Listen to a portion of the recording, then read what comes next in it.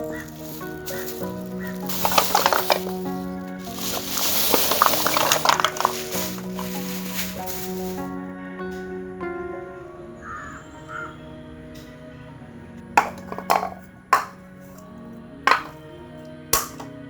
පොල්කටු අඟුරු ලිප හදන හැටි කතා කරන්නේ කලින් වීඩියෝ එකෙන්. එතකොට මම කිව්වා මේ අඟුරු හදාගන්න විදිය ගැන වෙනම වීඩියෝ එකක් කරනවා කියලා. දැන් අද ඇත්තටම මම ලෑස්තිලා තින්නේ අඟුරු හදාගන්න විදිය ගැන වීඩියෝ එකක් කරන්න. මෙහෙම පොල්කටු අඟුරු හදාගන්න විදි කීපයක් තියෙනවා. මම මෙතනදී ඇත්තටම ලෑස්ති වෙන්නේ මේ කොහොමද මේ පොල්කටු අඟුරු ලිපකට අවශ්‍ය කරන මේ අඟුරු නිවැරදිව හදාගන්න කියන එක. ඇත්තටම මේ ගොඩාක් අයට තියෙන ලොකු ප්‍රශ්නයක් තමයි ප්‍රමිතියට මේ අඟුරු ටික හදාගන්නේ කොහොමද කියන එක ගැන. මෙහෙම මමත් ඇත්තටම ක්‍රම කීපයකට මේක අත්දැක බැලුවා. නමුත් මට හිතන විදියට සාර්ථකම ක්‍රමේ මොකක්ද කියන එක මම දැන් ඔයගොල්ලන්ට කියලා දෙන්නම්. විශේෂයෙන් මේ පොල්කටු අඟුරු ලිපක් පාවිච්චි සඳහා උමනා කරන අඟුරු කොහොමද ප්‍රමිතියට හදාගන්න කියලා. මේ පොල්කටු අඟුරු හදාගන්න ක්‍රම කීපයක් තියෙනවා. එකක් තමයි වලක් කාරලා ඒ වලට පොල්කටු දාලා ඒක ඇතුලේ පුච්ච ගන්නවා. අනිත් එක නිකන් මතු පිටක තියලා පොල්කටු එහෙම එකතු කරලා ඒක පුච්ච ගන්නවා.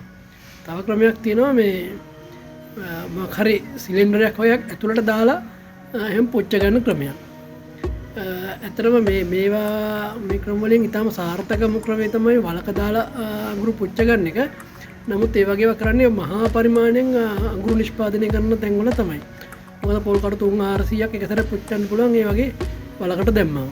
නමුත් අපිට අවශ්‍ය කරන්නේ මේ පොල්කටු අඟුරු ලිපක් සඳහා වුමනා කරන අඟුරු නිෂ්පාදනය කරගන්නනේ. ඒකට අර වගේ වල ක්‍රමයට යනට වැඩිය හොඳයි පොඩි සිලින්ඩරයක් වගේ එකක් පාවිච්චි කරලා ඒක ඇතුලේ පොල්කටු ටික දාලා පුච්ච ගන්න එක.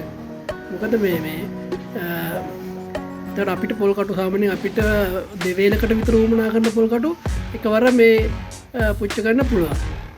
පොල්කටු පුච්චද්දී අපි විශේෂයෙන් සැලකිලිමත් වෙන්න ඕන. පොල්කට්ට අලු බවට පත් වුණොත් අපිට එකෙන් වැඩක් නැහැ. ඒ හින්දා ඒ අලු බවට පත් නොවි මේක පුච්ච ගන්න එක තමයි මේකේ තියෙන මේ විශේෂත්වය සහ වැදගත්කම. ඒකට තමයි ඇත්තටම මේ නිවැරදි ක්‍රමයක් අපි පාවිච්චි කරන්න ඕන. නැත්නම් පොල්කටු පුච්චන්න ඕන ක්‍රමයකට පුච්ච ගන්න පුළුවන්. නමුත් අර අලු බවට පත් නොවි ඒක නැවත වතාවක් දහනය කිරීමට අවශ්‍ය කරන ඒ හැකියාව තියෙන මට්ටමෙන් එක නතර කරගන්න එක තමයි මේකේ වැදගත්ම කොටස වෙන්නේ. අන්න ඒකට තමයි අපි මේ try කරන්න ඕන. ඒක තමයි මෙතනදී මේ විශේෂයෙන් මේ අපි එක ක්‍රම පාවිච්චි කරන්නේ. මම පාවිච්චි කරන්නේ ඇත්තට මේ වගේ මල් පෝච්චියක්. මේ මල් පෝච්චියට පොල්කටු සාමාන්‍යයෙන් 25ක් විතර වගේ දාලා පුච්ච ගන්න පුළුවන්. මේ වගේ භාජනයක් තෝර ගැනීමේදී මේකේ මේ කොහෙවත් සිදුරු තියෙන්න බෑ. මොකද මේක ඇතුළට මේ ඔක්සිජන් යන්න හැකියාවක් තියෙන්න බෑ. එහෙම ගියොත් පොල්කටු අපිට අවශ්‍ය ප්‍රමාණයට වැඩි දහනය වෙනවා. ඒ හින්දා මේ වගේ තෝරගනිද්දී මෙහෙම සිදුරක් එහෙම යට තියෙනවා ඒක වහලා කොහෙන්වත් මේක ඇතුළට වාතය ඇතුල් නොවන විදියට මේක සකසා ගන්න අවශ්‍ය කරනවා.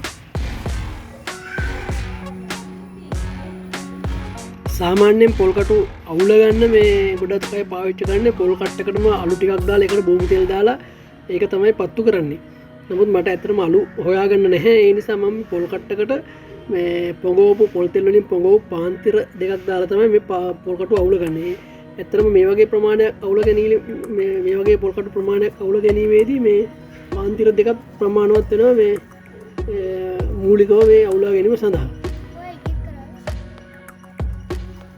මේ ආකාරයට පොල්කටු ටික අඩු කරන්න ඕනේ මේ අර ගින්දර එන එකට දාර හිටින විදියට. ඒතකොට දාර හිටින විදියට අඩු කරන්න කියන්නේ එතකොට පොල්කට්ට ඉතා ඉක්මනට ඇවිලෙනවා.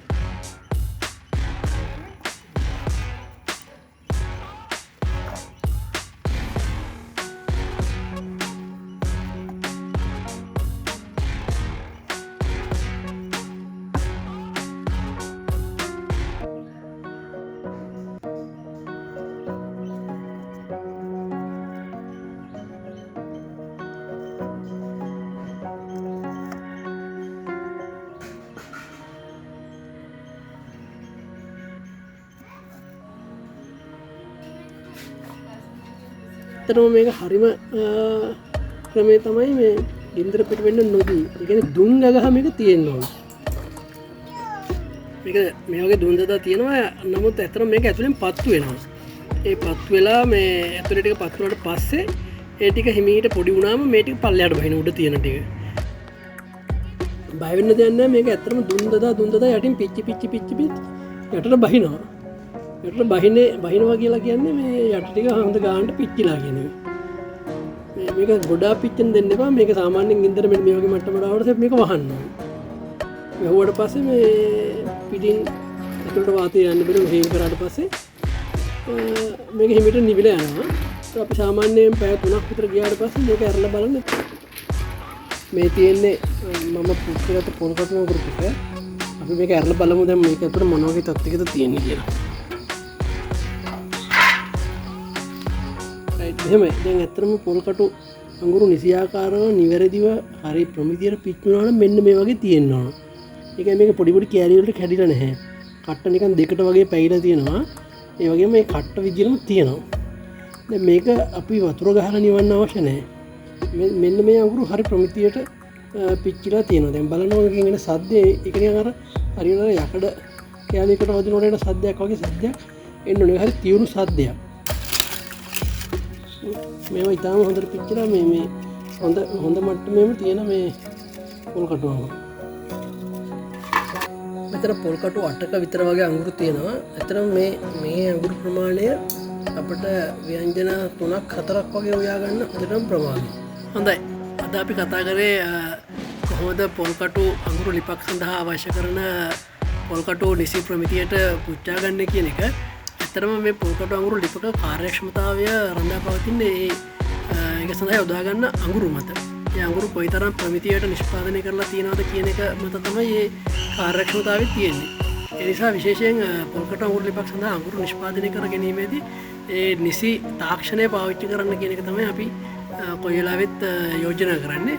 මම හිතන්නේ මම කියන්නේ ගෘහස්තව පාවිච්චි කරන පොල් කටු අඟුරු ලිපකට අවශ්‍ය කරන අඟුරු නිෂ්පාදනය කරගන්නේ කොහොමද කියලා ඔයගොල්ලන්ට පියවරෙන් පියවර කියලා දුන්නා.